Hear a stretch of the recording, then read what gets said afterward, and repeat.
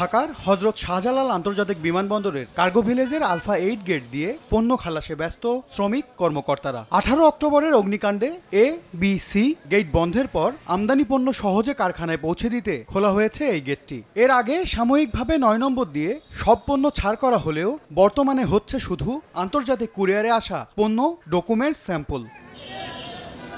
সাময়িক এসব উদ্যোগে পণ্য জট কমলেও আগের মতো পাস না পাওয়ায় পণ্য বুঝে পেতে 3 থেকে 4 দিন বেশি সময় লাগছে বলে অভিযোগ C&F এজেন্টদের। কুরিয়ার একদিনের মাল 3 দিন 4 দিন পর্যন্ত লেট করে হলো মাল ডেলিভারি হচ্ছে এই জায়গায়। শিপমেন্ট আমরা যখন নিজের তরিতে নিয়ে আসতে পারতাম, কিন্তু এখন পাচ্ছি না। যতক্ষণ পর্যন্ত কুরিয়ারদের কোনো ওয়্যার হাউস না দেবে ততক্ষণ পর্যন্ত আমাদের এই সমাধানটা হবে না। এতে আর্থিক ক্ষতি মেনে নিয়েই আমদানি রপ্তানি কার্যক্রম চালিয়ে যেতে হচ্ছে বলে দাবি ব্যবসায়ী উদ্যোক্তাদের।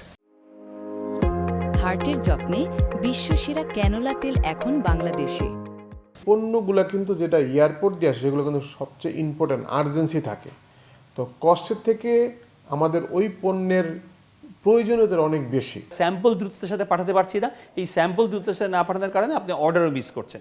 কাজেই আমাদের যে অগ্নিকাণ্ডটি হয়েছে তারপরে এখন পর্যন্ত এটি স্বাভাবিক পর্যায়ে যায় না। স্থায়ী একটা বন্দোবস্ত কার্গো যেখানে মালগুলো ওখানে দূরে চলে যাবে, ওখান থেকে ডিস্ট্রিবিউট করবে, এটার জন্য আসলে কাজ করা দরকার। বিমানবন্দর কর্তৃপক্ষ বলছে 24 ঘন্টা পণ্য খালাসের সুযোগ রাখা হলেও মধ্যরাত থেকে সকাল 9টা পর্যন্ত পণ্য বুঝে নিচ্ছেন না আমদানিকারকরা। এতে কার্গো এলাকায় বাড়ছে আমদানি মালামালের পরিমাণ, যা মানছেন এজেন্টরাও। যার যতটুকু পেপার থাকে, যদি ব্যাংক করা থাকে, সিরিয়াল থাকে, মাল দিয়ে দেয়, এটা কোনো সমস্যা নেই। পণ্য খালাসে ব্যাপক পরিমাণে সহযোগিতা C&Fদেরকে করতেছে। সিভিল এভিয়েশনের সাইড থেকে যেটা করার দরকার সেটা করেছে, বিমান তাদের কার্গো হ্যান্ডলার রেখেছে, কাস্টমসের থেকে তারা ইন্সপেক্টর তারা রেখেছে।